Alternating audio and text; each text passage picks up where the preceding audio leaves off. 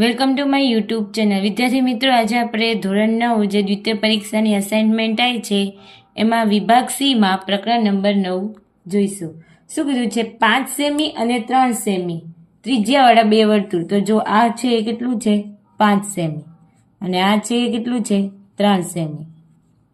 બે વર્તુળો બે બિંદુમાં છેદે છે. બે બિંદુ એટલે જો એક આ બિંદુ A અને અહીંયા B. બે વર્તુળ દોર્યા એ બે બિંદુમાં છેદે છે અને તેમના કેન્દ્ર વચ્ચેનું અંતર એટલે આ બેના કેન્દ્ર આ O થી P OP વચ્ચેનું અંતર કેટલું છે? 4 સેમી હોય તો આ એની જીવા થઈ ને, સામાન્ય જીવા. જો આ વર્તુળમાં B આ જીવા થઈ, એવી રીતે આ વર્તુળમાં B શું થઈ? આ જીવા થઈ. એટલે આપણે અહીંયા AB નું માપ શોધવાનું છે. તો પહેલા તો આપણે ખબર છે, જો અહીંયા કને આ કેટલાનું છે? OP આખું 4 સેમી છે. તો આપણે OM આખું 4 સમજી લો, આખી લાઈન હોય એ 4 સેમી હોય તો અડધી કરવી હોય તો આ x ધારીએ. તો આ એક x હોય તો બીજી શું હોય? 4x - x હોય ને, કેમ કે આખું જો 10 હોય, આખું 10 હોય અને x કેટલું હોય? 5 હોય અથવા તો 6 હોય. તો આપણે 10 - 6 કરીએ તો 4 મળે. તો 4 - x કરીએ તો આપણે મળી જાય. ચલો તો જોઈએ. હવે પેલા તો લખી દઈએ. જો OA કેટલું છે? OA બરાબર 5 સેન્ટીમીટર, AP બરાબર 3 સેન્ટીમીટર. હવે આ OP આખું કેટલાનું છે? OP બરાબર 4 સેન્ટીમીટર. તો OM કેટલું ધારીએ? ધારો કે OM બરાબર x અને MP બરાબર કેટલું થશે? 4 - x. કેમ કે આખું OP કેટલું છે? 4 સેમીનું છે. આટલું મળી ગયું. ચલો તો હવે જોઈએ. અહીંયા જો ત્રિકોણ બને છે. કયો ત્રિકોણ છે? કાટકોણ ત્રિકોણ. આ તો ખબર છે આપણે. આ x છે, આ 4 - x છે. તો જો આપણે આ માપ મળી જાય AM નું, તો આ MB બી મળી જાય, એનાથી ડબલ હોય ને. તો જોઈએ અહીંયા કાટકોણ ત્રિકોણ કર્ણ કયો થાય છે? OA કર્ણ થાય છે. તો લખીએ ત્રિકોણ કયો છે? AMO માં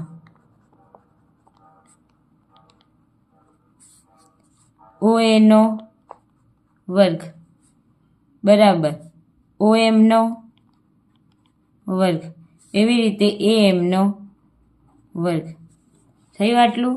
ચલો OA કેટલા છે? 5. 5 નો વર્ગ.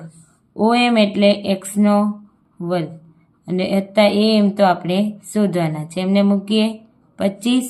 આ x નો વર્ગ છે, આ બાજુ આવશે તો -x² બરાબર AM નો વર્ગ. હવે આપી દઈએ સમીકરણ નંબર 1. એવી જ રીતે કયું ત્રિકોણ બનશે આ બાજુ? AMP માં ત્રિકોણ AMP માટે ત્રિજ્યા કઈ છે? AP છે. તો AP નો વર્ગ બરાબર MP નો વર્ગ વત્તા કયું આવશે? AM નો વર્ગ. હવે AP નું માપ કેટલું છે? 3. MP x અને 4 - x નો વર્ગ બરાબર પ્લસ AM નો વર્ગ. હવે આ સૂત્ર છે 4 - x નો વર્ગ છે ને, MP 4 - x નો વર્ગ. તો A - b ના વર્ગ જેવું થાય. તો અહીંયા લખીએ આપણે શું આવશે? 9 બરાબર 4 ચોક 16 પછી 4 દુ 8x plus x² plus AM નો વર્ગ. હવે AM ને સૂત્રનું કરતા બનાવીએ એટલે આ બાજુ બધું લઈ દઈએ. 9 - 16 પ્લસ 8x માઇનસ x² બરાબર AM નો વર્ગ. 9 માંથી 16 જાય તો 7 આવે. 10 × 12 13 14 15 16 એટલે -7. કેવા 7?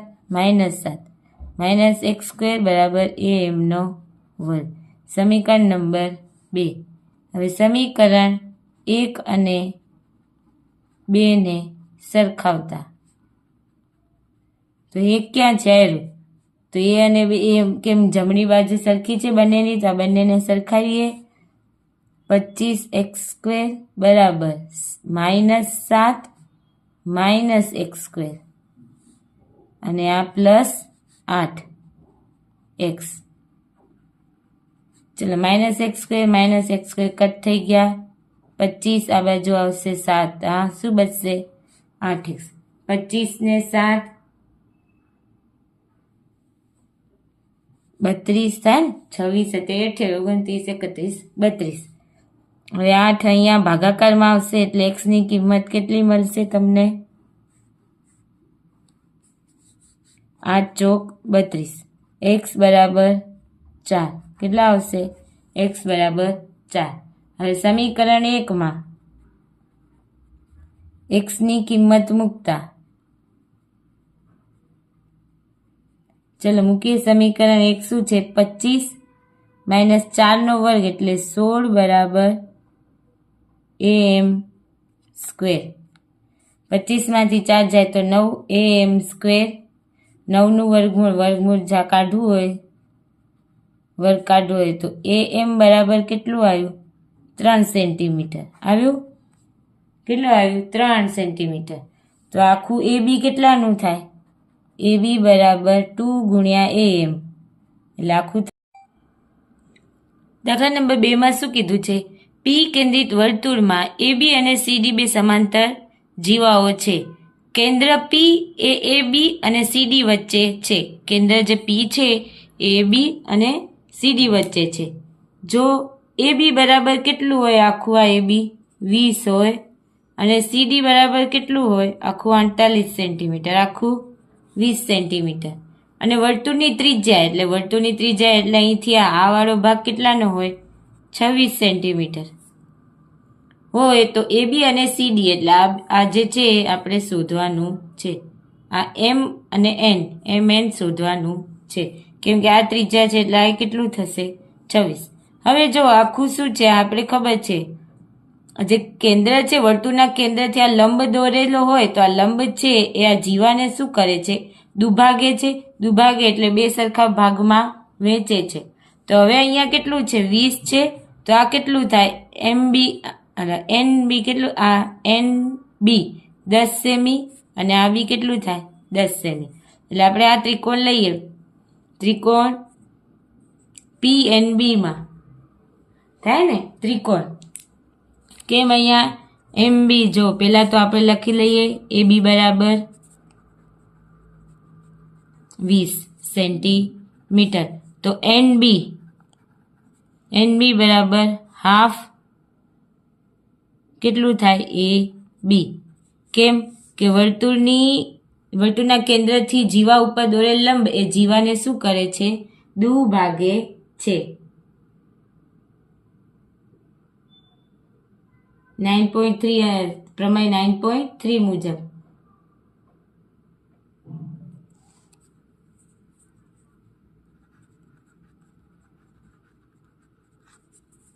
ચલો NB બરાબર હાફ AB એટલે કેટલું આવશે? NB બરાબર 10 સેન્ટીમીટર આવે. હવે આપણે ખબર છે અહીંયા કયો ત્રિકોણ છે? ત્રિકોણ PNB માટે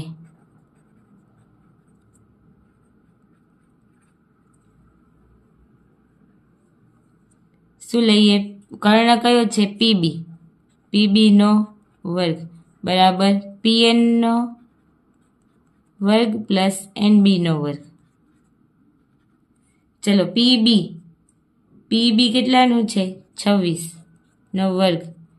PN તો આપણે શોધવાનું છે, અને NB કેટલું છે? 10 છે.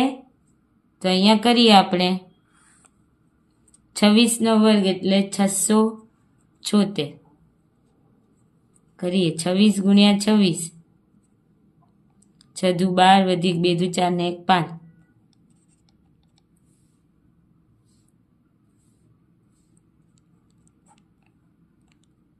થયો ને 676. PN આ -100 થશે, કેમ કે 10 નો વર્ગ કેટલો થાય? 100 બરાબર PN નો વર્ગ. 676 માંથી 100 જાય તો 576 બરાબર PN નો વર્ગ. હવે PN નો વર્ગ છે તો આ બાજુ વર્ગમૂળ આવે 576. હવે 576 કોનું વર્ગમૂળ છે તો PN બરાબર 24 સેમી આવે. કોનું વર્ગમૂળ છે 576 24નું. હવે આપણે PN મળી ગયો કેટલું આવ્યું 24. તો આખું અંતર ડબલ થાય ને ડબલ. કેમ કે એને બે સરખા ભાગમાં આ જીવાથી આ જીવાનું અંતર કેટલું હોય એટલું જ હોય. ચલો તો કરીએ.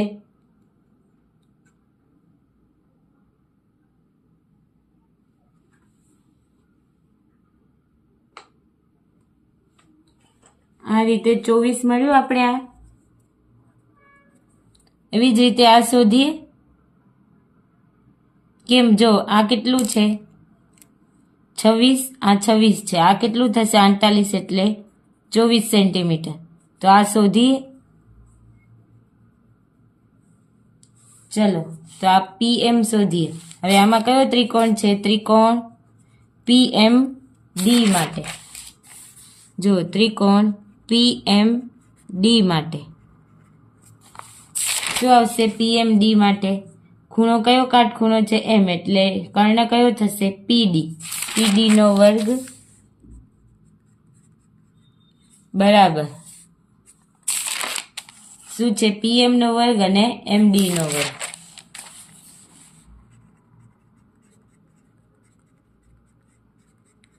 PD નો વર્ગ કેટલો છે 26 નો વર્ગ. PM નો વર્ગ તો આપણે શોધવાનો છે અને MD કેટલા છે 24. હવે 26 નો વર્ગ 676, PM નો વર્ગ એમને એમ 24 નો વર્ગ 576. તો 676 માઇનસ 576 બરાબર PM નો વર્ગ કેટલું થશે 100 થશે બરાબર PM નો વર્ગ. વર્ગમૂળ કાઢીએ તો PM કેટલું આવ્યું 10 આવ્યું. PM બરાબર 10 સેન્ટીમીટર. હવે આખું MN છે MN બરાબર PM અને PN છે ને. આ PN કેટલું આવ્યું આપણી જોડે 24 આવ્યું અને PM 10 વત્તા 24 એટલે આખું MN એટલે જે આપણે શું શોધવાનું કીધું હતું કે બે જીવાઓ વચ્ચેનું અંતર થયું ને. બે જીવાઓ વચ્ચેનું અંતર આખું MN કેટલું સેમી આવશે 34 સેમી આવશે. બે જીવા વચ્ચેનું અંતર કેટલું થશે 34 સેમી થશે. ચલો હવે જોઈએ દાખલા નંબર 3. શું કીધું છે કે એક વિહાર સ્થાન છે એમાં 5 સેમી ત્રિજ્યાવાળા દોરેલા વર્તુળ પર કેટલી ત્રિજ્યા છે. ત્રિજ્યા એટલે જો વર્તુળના કેન્દ્રથી આ બાજુ એટલે આ 5 સેમી અને આ બી કેટલું થશે 5 સેમી. હવે જો 5 સેમી દોરેલ વર્તુળ પર રમત 3 છોકરીઓ આ રેશમા સલમા અને મનદીપ ઊભા છે. રેશમા દડાને સલમા તરફ ફેંકે છે, સલમા મનદીપ તરફ ફેંકે છે અને મનદીપ રેશમા તરફ ફેંકે છે. જો રેશમા અને સલમા વચ્ચેનું અંતર 6 સેમી હોય, સલમા અને મનદીપ વચ્ચેનું અંતર 6 સેમી હોય 6 મીટર હોય. સેમી નથી કેટલું છે 6 મીટર.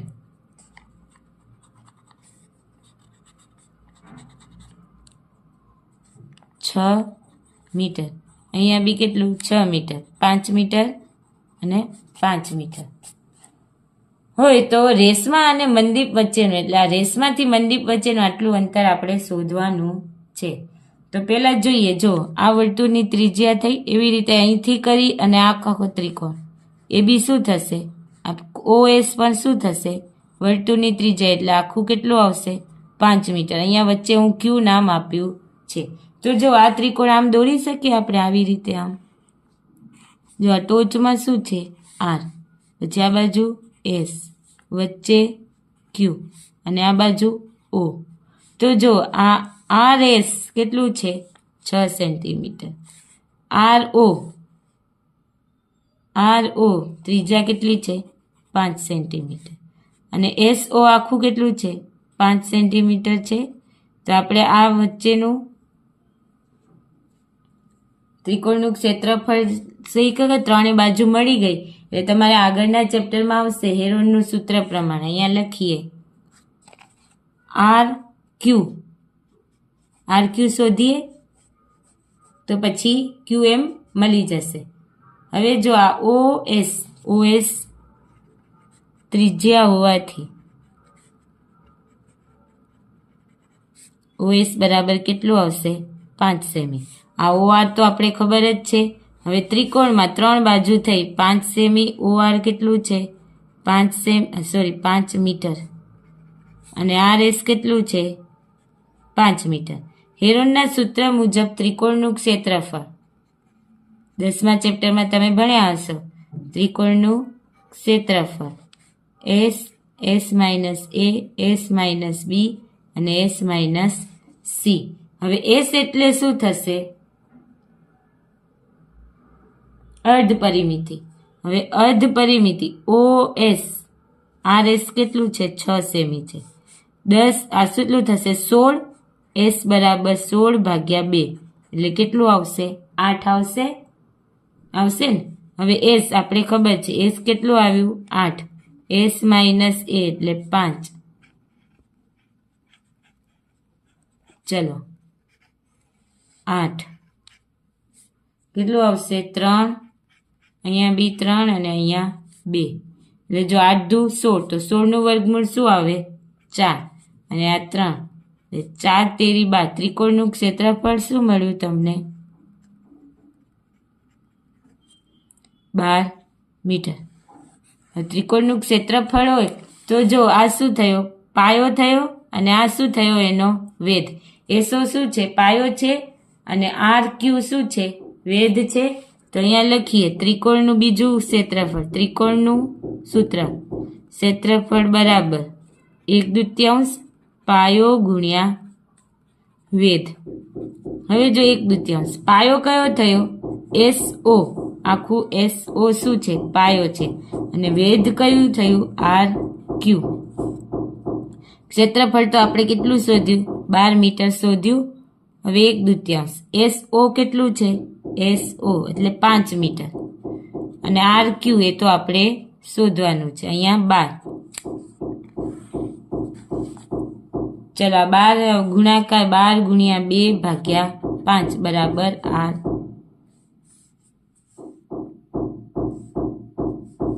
RQ મળશે ને. RQ આ 12 દુ 24 ભાગ્યા 5.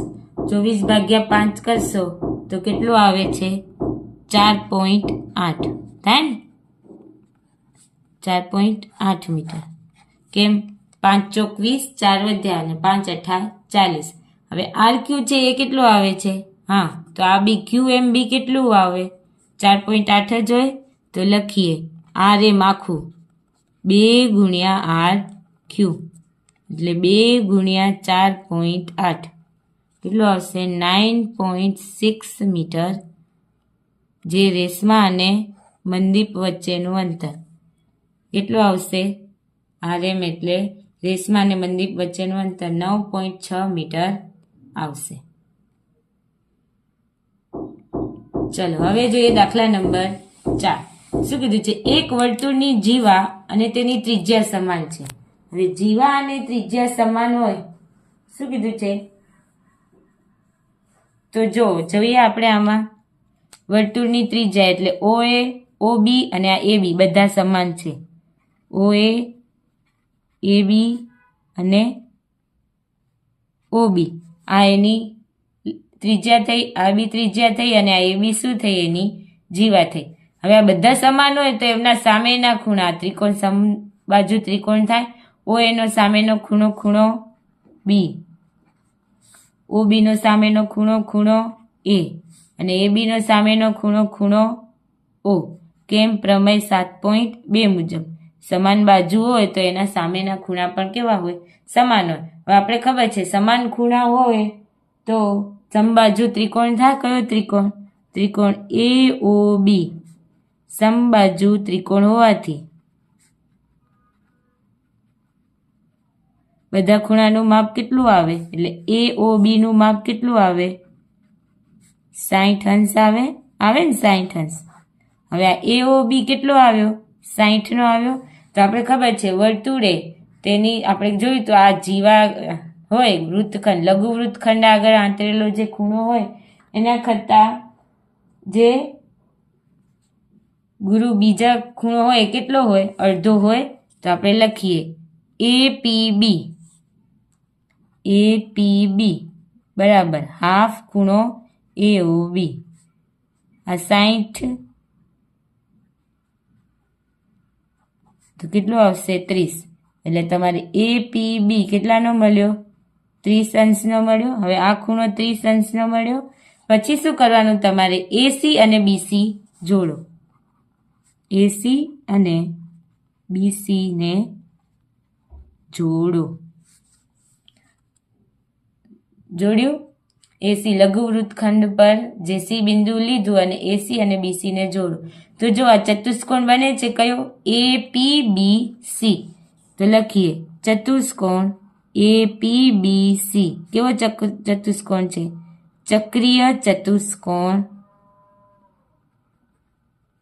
છે. કેવો ચતુષ્કોણ છે? ચક્રીય ચતુષ્કોણ. હવે આપણે ખબર છે ચક્રીય ચતુષ્કોણમાં છે ને ચક્રીય ચતુષ્કોણના સામસામેના ખૂણાનો સરવાળો કેટલો થાય? 180. તો P નો સામેનો ખૂણો C છે.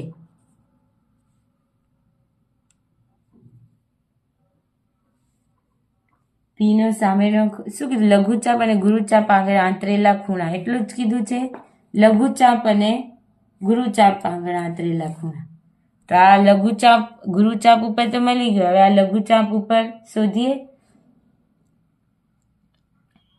હવે આ જો ખૂણો P અને ખૂણો C કેવો થશે? 180 નો થશે. હવે ખૂણો P કેટલાનો છે? 30 અંશ.